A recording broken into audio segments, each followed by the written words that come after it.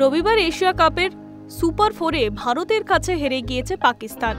আর তার আগেই অবশ্য দেশ বিদেশে নিন্দিত হচ্ছে পাকিস্তানের দল। সৌজন্যে পাক ওপেনার সাহিবজাদা ফারহানের উচ্ছ্বাসের একটা ধরন রয়েছে। অর্ধশতরানের পর ব্যাটটিকে নিয়ে বন্দুক ধরার মতো একটি বিশেষ কায়দায় উচ্ছ্বাস করছেন তিনি, যা সমালোচকের চোখে পড়ছে। পাকিস্তানের হয়ে শুরুটা ভালোই করেছিলেন ফারহান।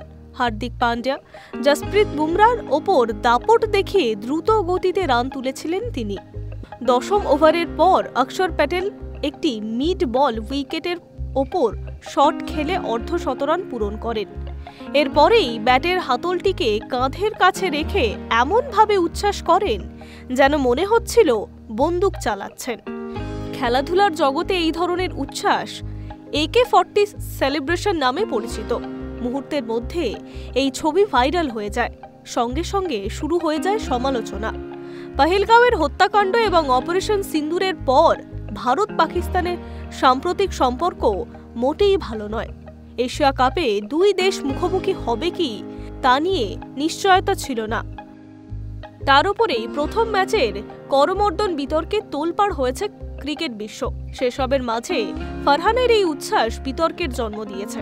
অনেকেই মনে করছেন ভারতের অপারেশন সিন্দুরকে কটাক্ষ করতেই এই উচ্ছ্বাস করছেন ফারহান। সাধারণ সমর্থক তো বটেই, ধারাভাষ্যকারেরাও এই আচরণ মেনে নিতে পারেননি। বিষয়টি নিয়ে বিতর্ক বেড়েই চলেছে। এখন দেখার ফারহান বা দলের অন্য কেউ এই বিষয় নিয়ে মুখ খোলে কিনা। Hi news network.